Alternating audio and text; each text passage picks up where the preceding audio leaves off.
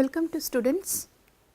So, today we will be continuing with the previous lecture and we will be looking into chaotic aspects of weak mixing. Now, when we start, we always take up our XD to be a perfect compact metric space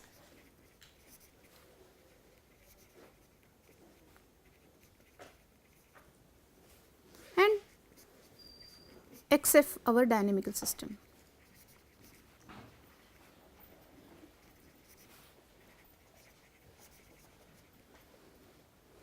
We recall that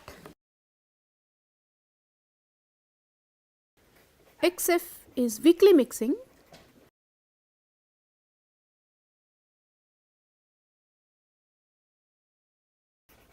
if for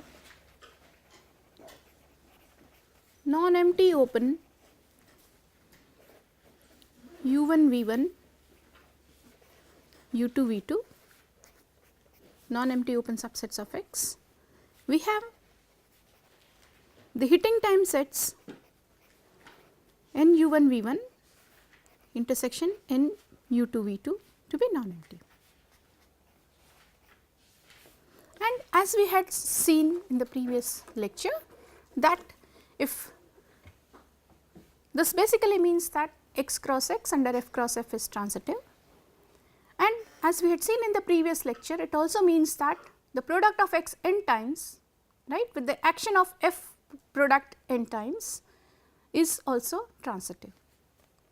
So, today we shall be looking into more general aspects or more chaotic aspects of weakly mixing, but it is, when we look into this fact, it is very natural to note that we start with a perfect compact metric space.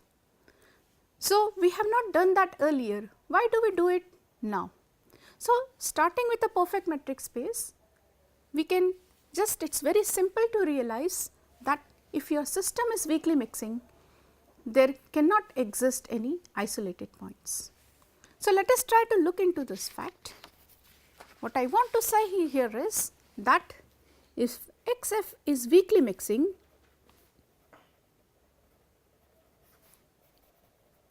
then X has to be perfect.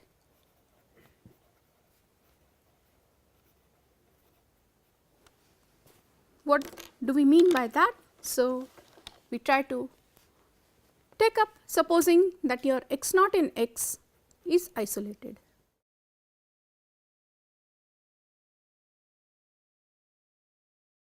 Now, suppose X naught in X is isolated, then we know that X naught is isolated. So, it is both open and closed, the singleton is both open and closed. So, let us take U1 to be singleton X naught. I am taking the U2 also to be singleton X naught. V1 also, let us take that to be singleton X naught, and my V2 happens to be X minus X naught. So, these are all open subsets of R, these are all open, right, in X. Now, since XF is weakly mixing, right, we are sure that the hitting time sets N1 U1 V1 intersection N U2 V2 is non-empty. But what is the meaning of this being non-empty, right? That if n of X naught is X naught and Fn of X naught belongs to X minus X naught, right, for some n in n, but that is impossible, right. So, this is impossible.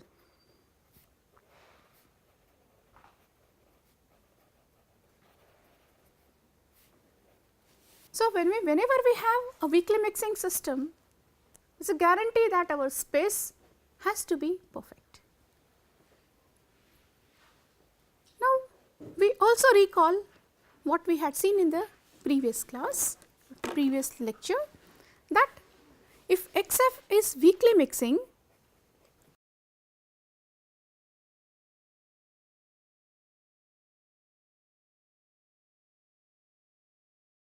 implies this is sensitive.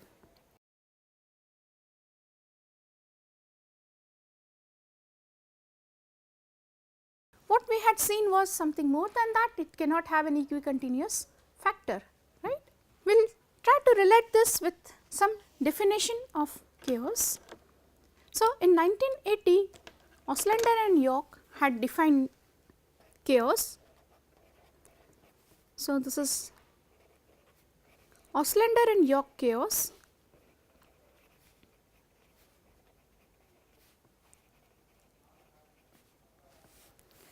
So, we say that XF is Oslander York chaotic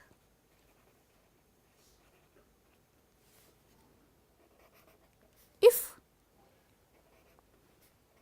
it is transitive and sensitive.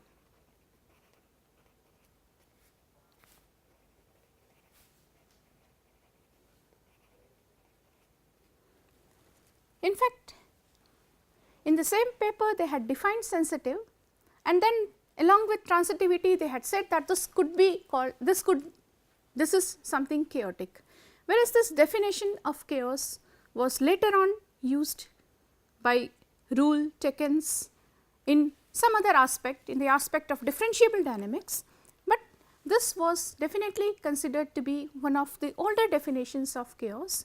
And if you look into Devani's chaos is much inspired by this aspect, because that is what people started observing.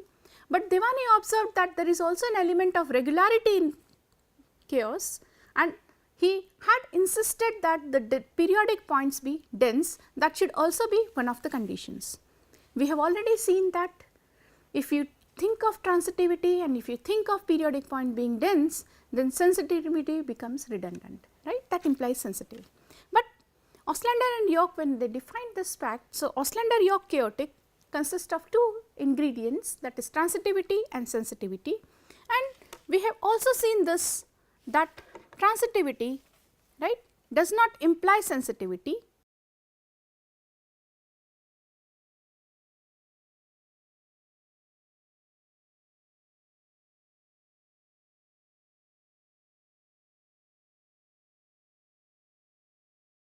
And this is very clear because we can think of the irrational rotation, right. The irrational rotation happens to be an equicontinuous minimal system, and since it is minimal, it is transitive, but it is not sensitive.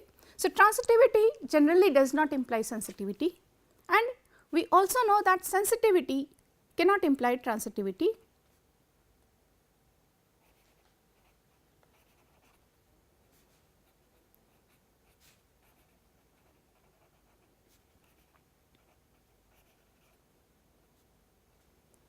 We have systems, you can just think of say some kind of a tank map construction on two disjoint intervals. So, you take two disjoint closed intervals and define some kind of a tank map construction on them, then we know that on an interval a tank map kind of construction will be transitive, sensitive, everything, right. And on the other hand, what you find is that on the other interval also, closed interval, the other disjoint closed interval also will give you the same thing, the system is sensitive.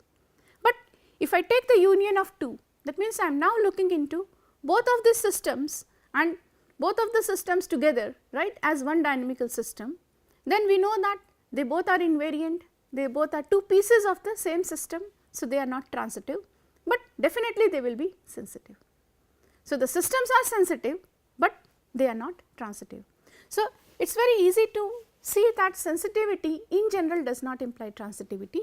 So, there is no redundancy basically in this particular definition, and Oslander and York defined that a system is Oslander York chaotic if it is transitive and sensitive. For us, it is of interest to note that if your system is weakly mixing, it is transitive. We have already seen that it is sensitive, and hence it is Oslander York chaotic. So, we just observe this part, a weakly mixing system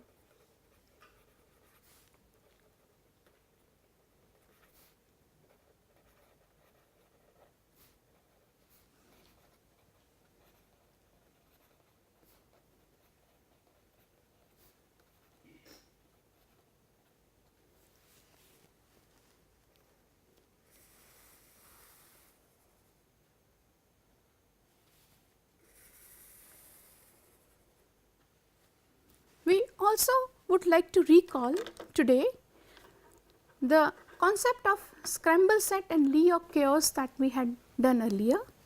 So, let us recall the definition of scramble set.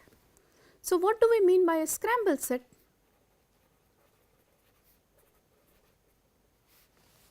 Now, we say that S, a subset of X, is a scramble set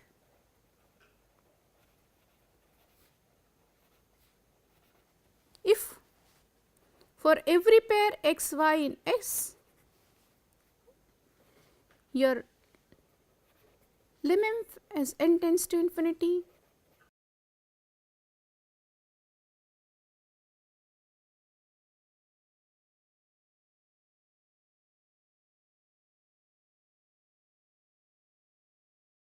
and the lim sup is positive.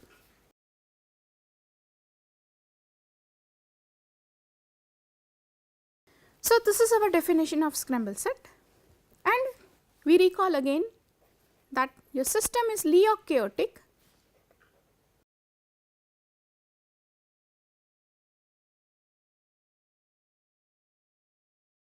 if there exists an uncountable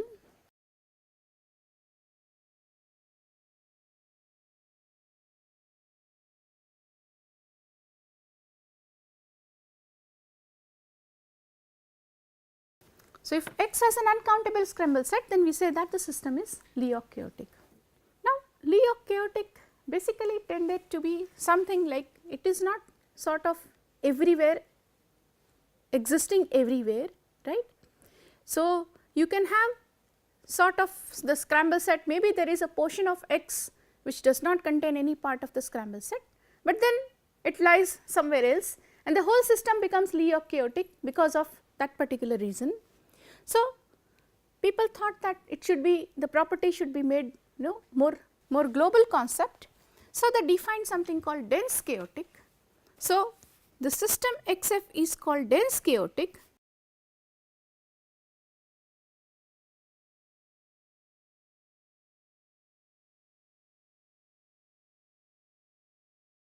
if there exists a dense scramble set.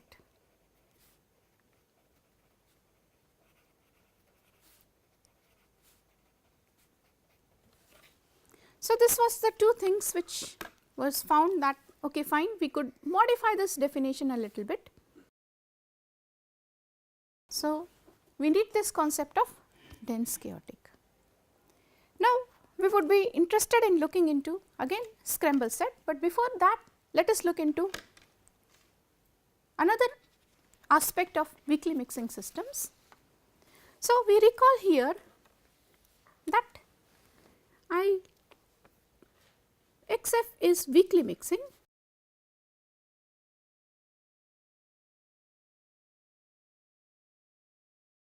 Now, since XF is weakly mixing, we know that the end product for any n, the n tuple, right, end product of X, end product of F, right, that also happens to be transitive. So, we think of 2 points, 2 transitive points in X.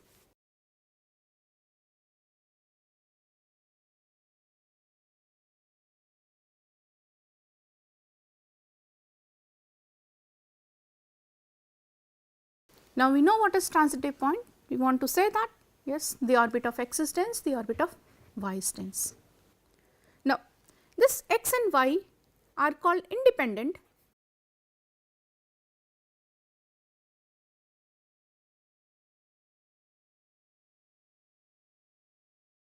if this tuple XY has a dense orbit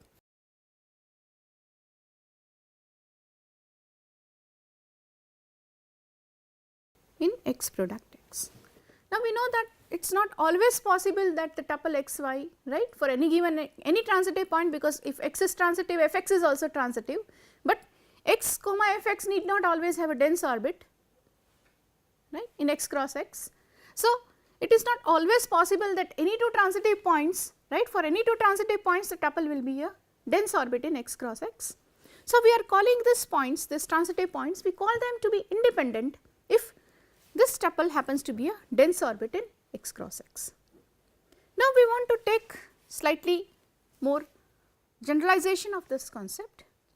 So, we say that E subset of x is called independent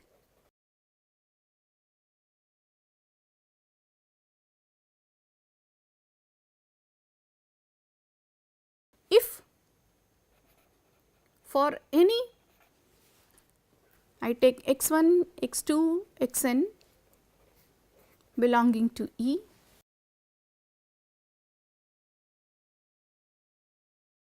this tuple x1, x2, xn, right, has a dense orbit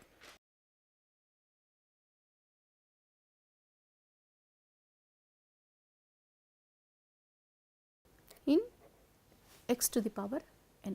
So, since we know that we are looking into weakly mixing system, right. So, we will have tuples forming a transitive point. So, this tuple forms a transitive point in x to the power n, and this is true for every n in n. So, no matter what n you take up, right. So, your set is said to be independent if you have this distinct points x1, x2, xn in E such that this tuple has a dense orbit in xn. Now, it is always possible that in weakly mixing systems you will find such independent sets, right. So, the existence of independent sets is definitely true, but we have something more here that. So,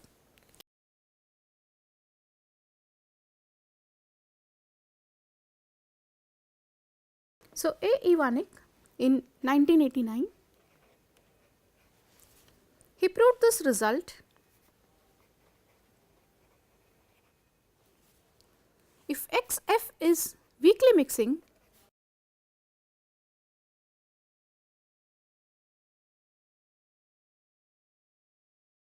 if and only if, so this is an if and only if condition, there exists an independent set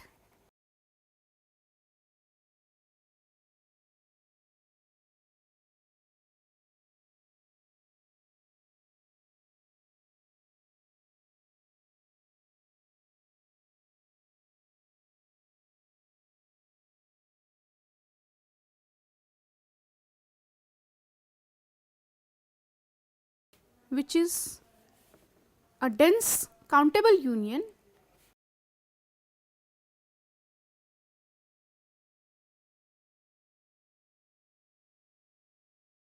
of Cantor sets. Actually, topologically, a countable union of Cantor sets is called a Myselski set, but we are not looking into, will not get into too much of mathematics here. So, we can just think of that we have a dense countable union of Cantor sets, and we know that Cantor sets happen to be uncountable perfect sets. So, we have such a set which is an independent set whenever xf is weakly mixing.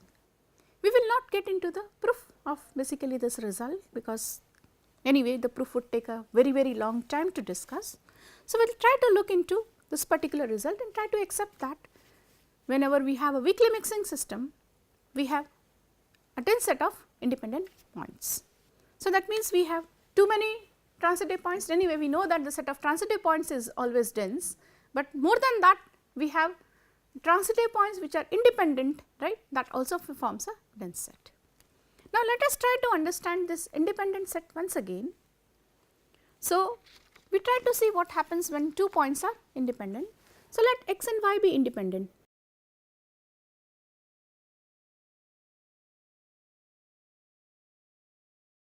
Now, what happens in that particular case when x and y are independent? Now, our x is compact. So, definitely it has some kind of a finite diameter, right, since x is compact, and since it has a finite diameter, I can think of some points a and b in x, right, which such that the distance gives you the diameter of x. Right. So, there exist a and b in x such that I can say that diameter of x is nothing but it's the distance between A and B. Right? We can find out these things. Now, my x and y are independent. That means xy has a dense orbit. So, orbit of xy, right, is dense in x cross x. And then we can say that since the orbit of xy is dense in x cross x, I have some sequence. So, there exists a sequence, say I am looking into ki, right, increasing to infinity. So, I have an increasing sequence ki such that if I look into f ki of x and f ki of y, right, now this orbit is dense. So, this basically is converging to the point AB. The point AB belongs to x cross x, right, in x cross x. And there exists a sequence Lj, right, again it is an increasing sequence increasing to infinity such that I have f Lj of x, f Lj of y, right. This is converging to the point A in x cross x, and this is possible because my xy has a dense orbit, right. Since it has a dense orbit, right, there will be a sequence of it, right, there will be a subsequence which converges to each and every point. Now, what does this observation tell us? Let us look into the first observation, AB. That means if I am looking into the Lehm soup, right, of the distance between the orbits of x and the orbits of y, right, then look into the Lehm soup, then the Lehm soup is at least greater than diameter by 2, right, at least greater than diameter by 2, right. So, that gives us that the Lehm soup, so this basically implies that the Lehm soup is n tends to infinity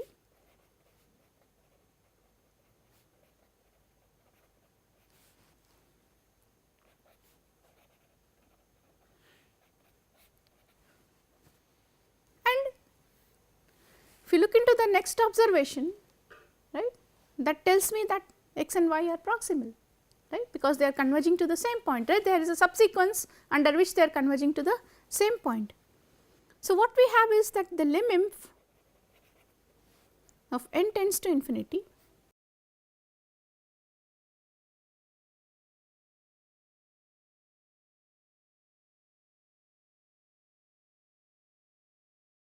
this is 0, which means that my xy,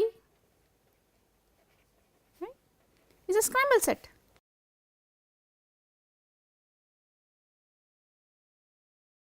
Now, think of that, any two independent, if I take any two points which are independent, right, they are mutually independent, then we find that this pair is a scramble set. So, what can we say about our independent set? Right, that will be a scramble set. So, an independent set is a scramble set.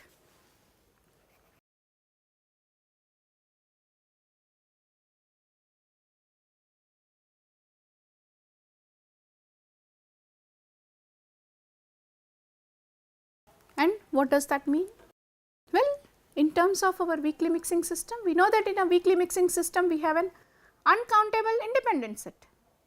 Weakly mixing system we have an uncountable independent set, which tells us that in a weakly mixing system we have an uncountable scramble set, right.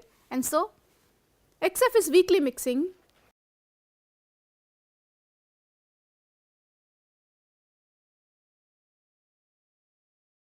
implies XF is Lie chaotic.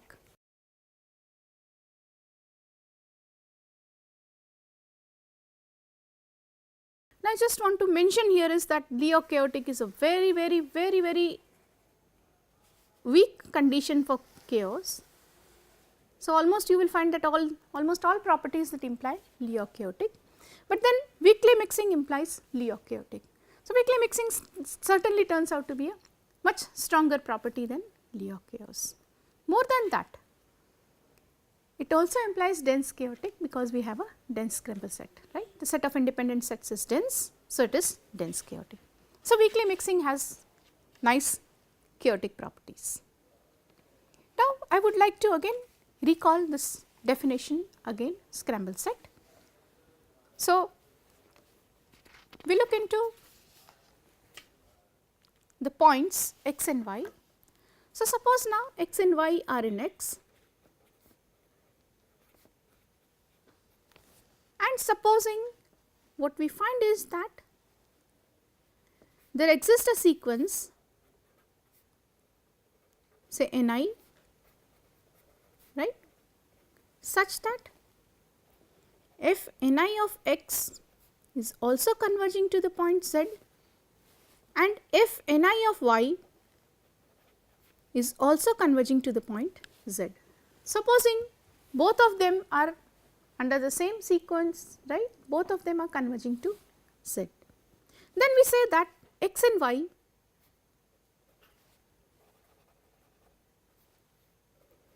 are called proximal.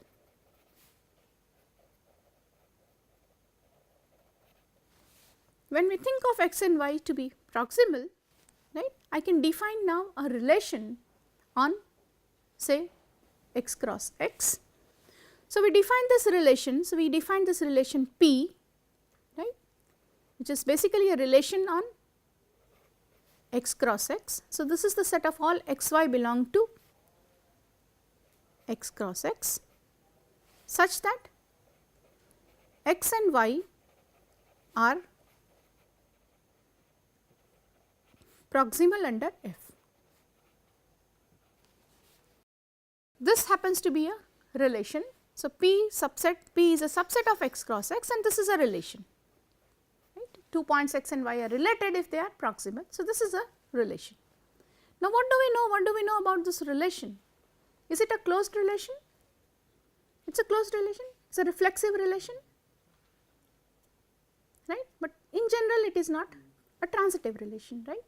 This is not an equivalence relation in that case, right, because this is not transitive. X and y could be proximal, y and z could be proximal, right. That does not mean that x and z could be proximal, right. So, this is in general not an equivalence relation.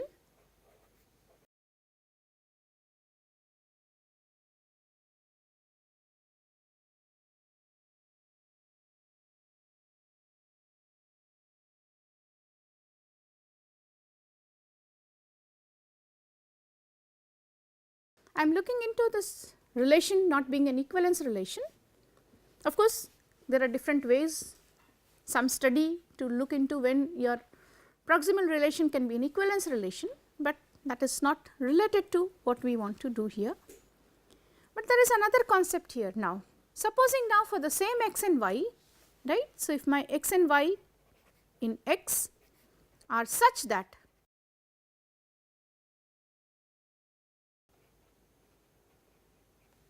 my f and x is converging to z and f and y is also converging to z. So, both f and x and f and y are converging to the same point, which basically one can think of that in terms of a tuple, that if I take f and x and if I take f and y, if I take this pair, right, this tuple is converging to z comma z. Supposing this happens, then we say that x and y are asymptotic.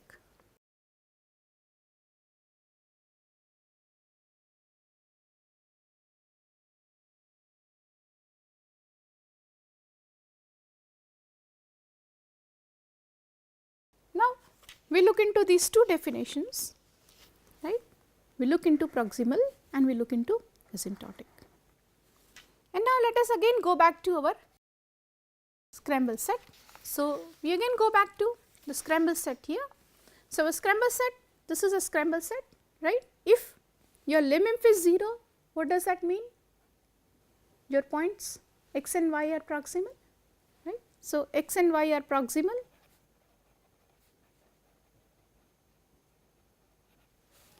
And what is the meaning of saying that lim sup is positive? Lim sup is greater than 0. That means, see, the fact here is that the limit is not 0, right. What we want to say here is that the limit is not 0, because lim inf is definitely 0, but lim sup is positive, that means the limit is not 0. If the limit would have been 0, we would have said that the points are asymptotic, but the limit is not 0, so we say that x and y are not asymptotic.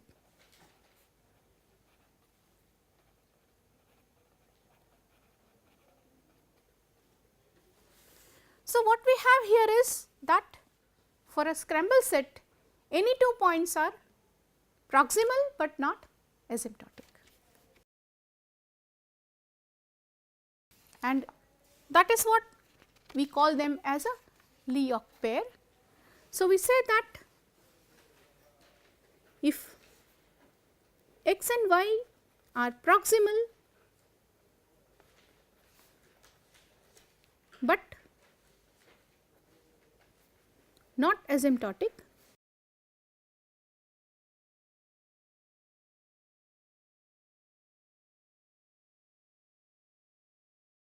we say that this pair x y is a Lie pair.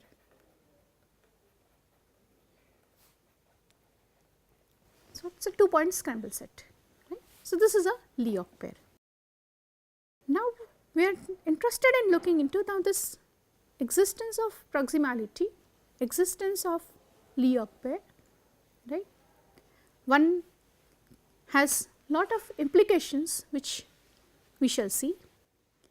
It is good to note that in a weakly mixing system, you have a dense set of independent sets. Now, when you talk of an independent set, what do we mean here by independent sets? We know that they are any 2 points there form a Lie pair, right. So, any 2 points are proximal there. So, we can say that this set of this proximal relation in x cross x, that also happens to be dense, because you have dense this tuples, right, of all points in the independent sets, they are dense, right, in x cross x. So, you find that for a weakly mixing system, the proximal set is a dense set. We are more interested in looking into this concept of Lie pair, and that is what is one of the definitions. There is another definition of chaos, right, maybe we will write it over here. So, we had Blusher,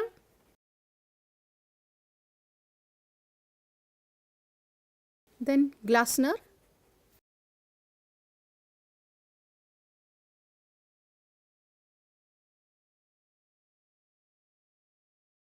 Kolyada and Maas. So, in 2002, they defined something which is called a spatio-temporal chaos.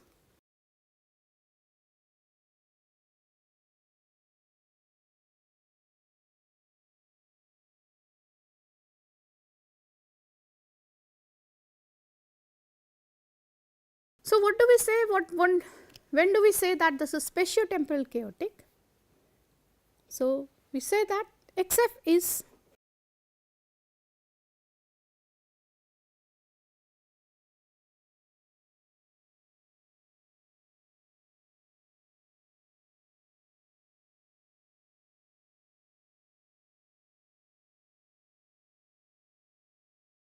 if there is a dense set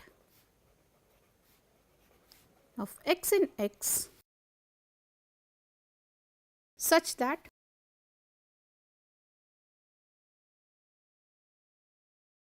every x is a limit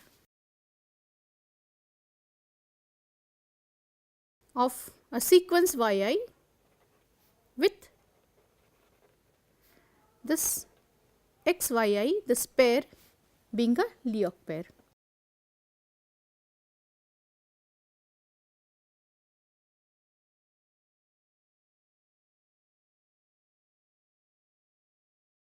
So, this is some kind of another generalization to your Lie chaos, right, that you have Lie pair, but then what you have is that you can find a Lie pair almost everywhere, right. In the whole x cross x you can find Lie pairs, and that is what they called as spatio-temporal chaos. Now, further we have again something more interesting than this, where we had Akeen and Kolyada. So, in 2003 they defined something which is called Leok sensitive.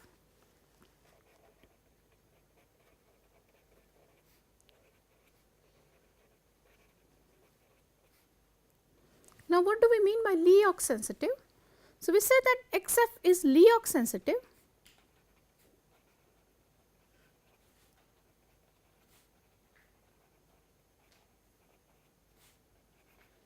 if for every x in X and positive epsilon, there exists a y in a ball of radius epsilon centered at X, such that X y form a Leok pair.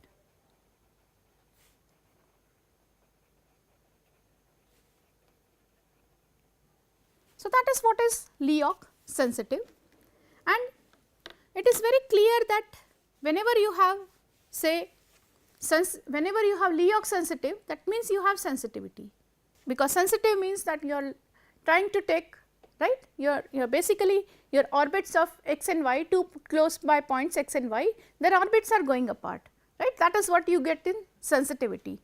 But Leok sensitivity is something more. It says that you have something which is forming a Leok pair, and now when we talk of a Leok pair, right, since we are saying that they are not asymptotic, we can always think of them to be, say, not delta asymptotic, right, that means their orbits are going at least delta apart, right. So, they are not delta asymptotic, and that is what gives this concept of Leok sensitive. And then again the same set of people, right, went ahead to prove something more, that you look into this concept of spatiotemporal chaos, it is the same as the concept of Leok sensitivity. So, they went ahead to prove that XF is Leok sensitive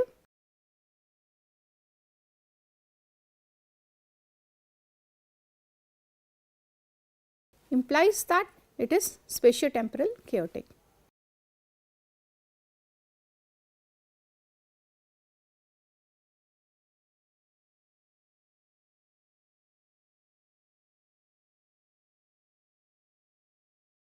And then they went furthermore to prove that if XF is weakly mixing,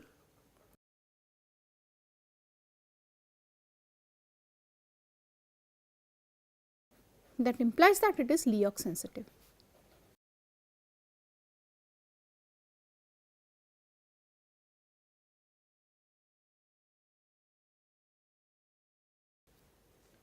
So, this is another chaotic property of weakly mixing, that it gives you Leok sensitivity. Now, there is an open question related to this factor, that does Leok sensitive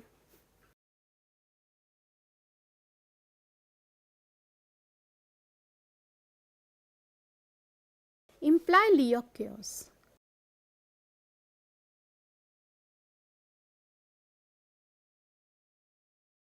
Right? The question is still open. One can think on that particular lines, but let us note one fact here, that already while studying intervals, we have seen that in intervals, right, a 2-point scramble set implies an uncountable scramble set. So, this is true in intervals, right, but for a general X, whether it is true, we do not know. So, this is still a conjecture given by them. I think we still do not have an example which says that the system is Leok sensitive, but it is not Leok chaotic. We do not have an example even to this date. So, this question is left open. It should have a proof, but there is no proof existing here. So, we are still not sure. We are sure that weakly mixing implies Leok chaos, right. We know that weakly mixing implies Leok sensitive, but as such in between these two there is no relation found out. So, we now look into something else, and we have observed that when we define transitivity, we define it in terms of two open sets. When we define mixing, we are defining it in terms of two open sets, and when we define weak mixing, right, we start with 4 open sets. Why do we need to do that? Why can't we just have some condition on weakly mixing which can be given in terms of just 2 open sets? So, we have a very nice result here in that case, and that result is something like this, that your XF, so we can think of this as a theorem. XF is weakly mixing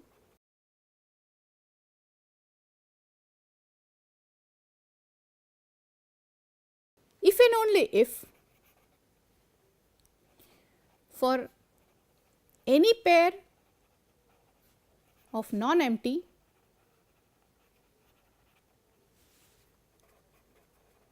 open U and V subset of X, the hitting time sets NUU intersection NUV is non-empty.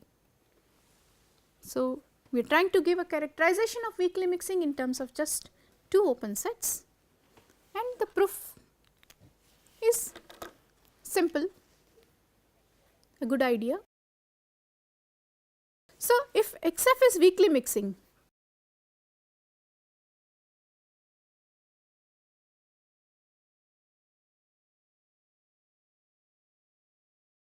then this condition holds, right.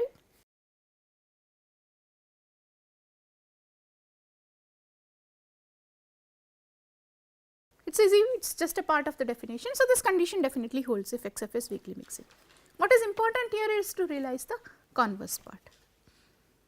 So, let the condition, so assume that the condition holds. So, conversely,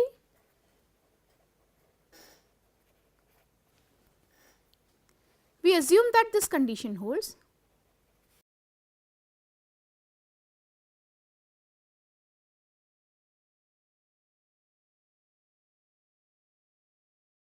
Now, what does this condition tell us? It tells us that NUU intersection NUV is non-empty, which basically also implies that whenever you have open sets U and V, your NUV should be non-empty.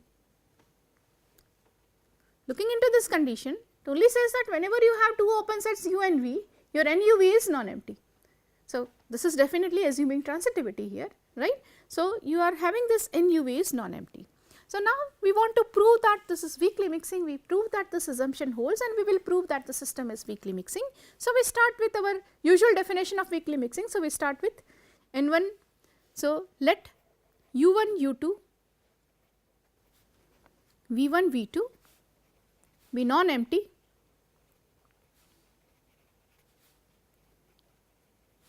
open sets in X.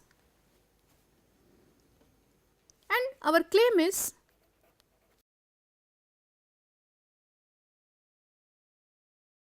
NU1 V1 intersection NU2 V2, this should be non-empty, right. That is what our claim is. So, we try to again prove this using this particular condition.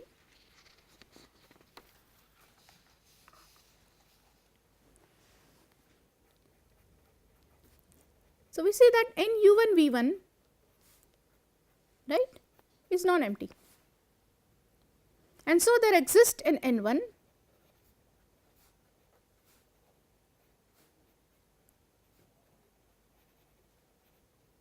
so that your U naught, which I assume as U1 intersection f to the power minus N1 V1, right, this is non-empty. So, this is a non-empty open set, right. So, this is non-empty and open. And now, for this particular U naught, right, we observe that N U naught and U2 will be non-empty. Since N U naught U2 is non-empty, so there exists an N2 in N, so that Now, I am looking into this set which I call it as say U, which is my U naught. So, I am writing my U naught to be U1 intersection f to the power minus n1 V1 intersection f to the power minus n2 U2, right. This happens to be non-empty and of course, it is open.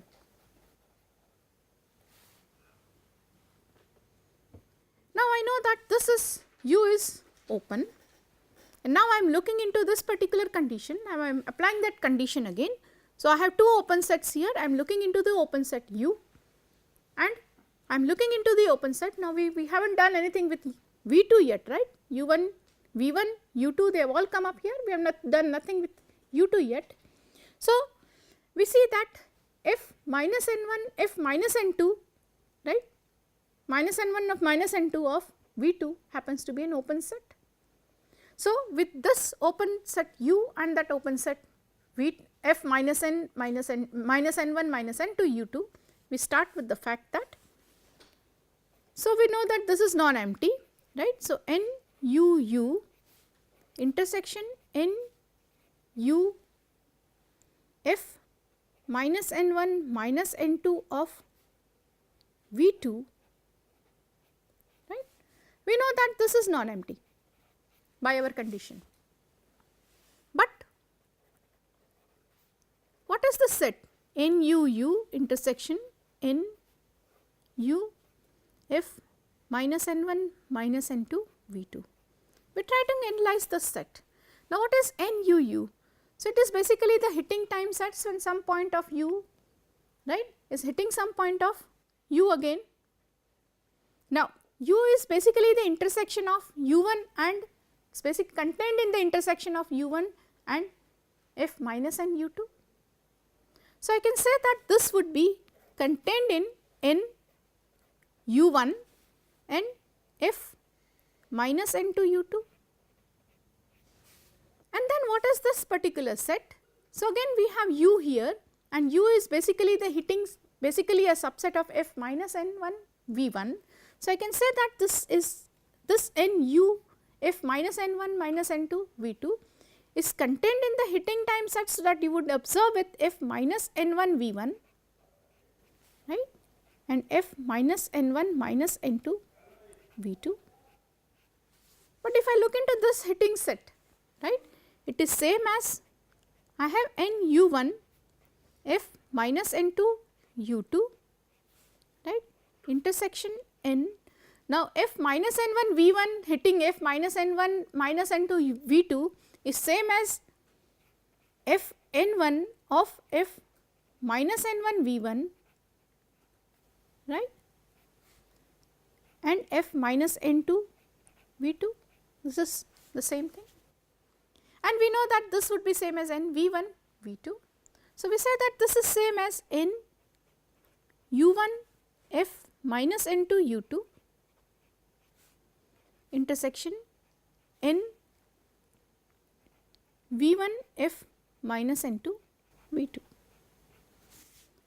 Now, think of that, we recall here what we had proved in the proof of Furstenberg intersection lemma, right, that if this holds true, then that would mean that there exist open sets U3. So, they can take these to be an open set, right. So, you can take this to be an open set U3. So, let V3 U3 be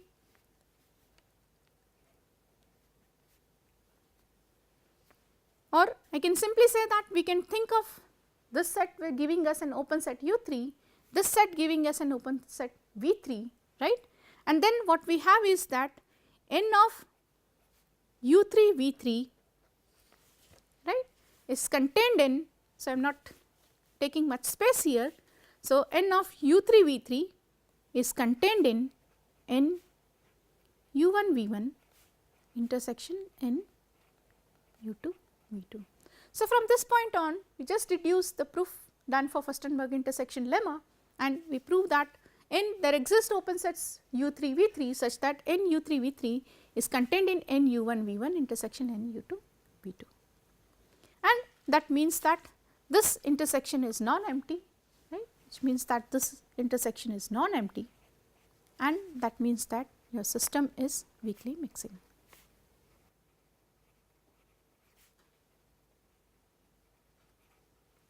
So, your weakly mixing also can be given in aspects in terms of two sets. Of course, there are some conditions here. In this particular condition, for our case it definitely holds true. Does not hold true as such in general, but for our case definitely holds true. Now, we want to look into a little bit of what recurrence does weak mixing give. Now, we have already seen what recurrence transitivity gives. So, definitely weak mixing will give us the same recurrence. Now, we had seen that you take the set of all recurrent points in F. So, basically this is all the set of all points such that x belongs to omega x, right. So, and our omega x is the closure, right, the orbit, it gives us the limit points of the orbit closure of x. So, we know that the recurrent points of F, right, and we have seen that for transitive, if f x f is transitive, then this recurrent, the set of recurrent points is dense in X. Now, what happens if our x f is weakly mixing?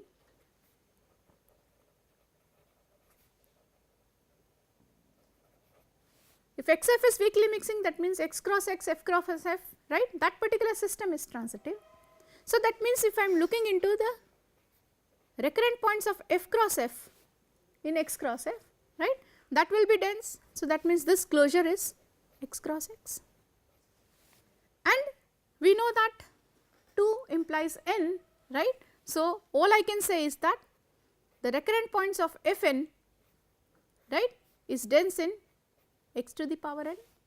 So, that means if I take tuple, basically I take any n tuple. Now, what does that mean? Whenever you take any n tuple, right, the set of all n tuples that are recurrent in x n happens to be dense. We would like to see, we would like to note that in weakly mixing system, right, we know that this is dense, but is this dense going to imply weakly mixing, or in other words, right, does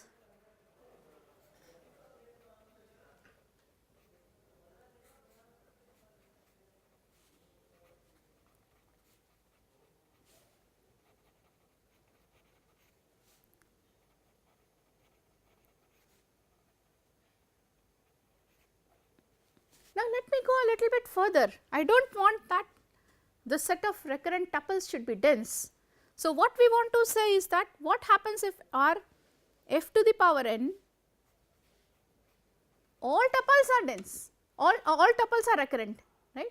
So, this is like all tuples are recurrent. So, if this happens for every n in n, right, does that imply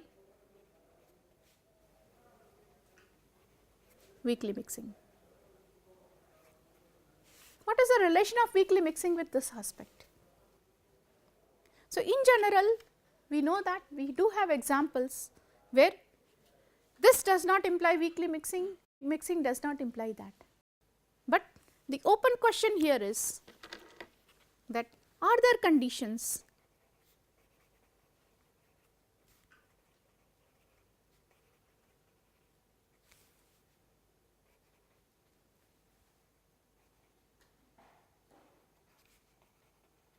to bring these properties together? Well, we still do not have an answer here. At least as of now, this is spring of 2017, we do not have an answer here. So, that is all that we had to do for today. We will take up something else in the next class.